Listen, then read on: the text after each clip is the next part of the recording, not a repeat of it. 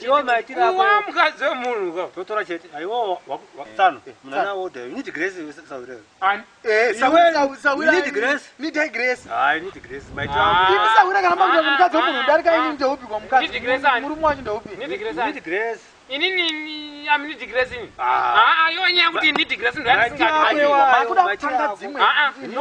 mira mabviri nyaya yake yekunditi amini digresi Tatemana namapainda akapera nhasi ngena. Isi tichironga. Makotsi enyu. iye munhu akuta inini amini digresi kaka uchiita zvinhu zvakanaka zvinoonekera tinimoda ndofarira kuti kwaini digresi inini Kutiko chakaipa. aiwa amnidi akusilia Actually ndi hani. unangagwa wenyu kutaura izvozvo mhani Sawira wofuti. handina kudhakwa amnidi akusilia munangagwa Grace saura mti chakaipa. hauna kuwisisa mukuri yegresi ipi imi nyasha muitigwe nyasha namwari Dzive nemi.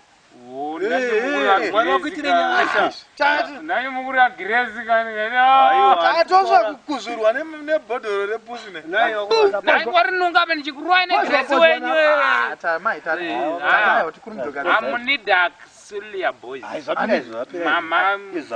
mama wakanaka noti gresi yenyu nyata dzenyu Oraita utazwa imunoda mai ivavo vacho. aiwa miraini Matitodi.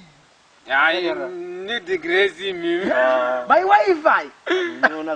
My wifi. satikasvika uka boys ka ngatisvike nestrategy vasinaonatarogwa nevakomana pambare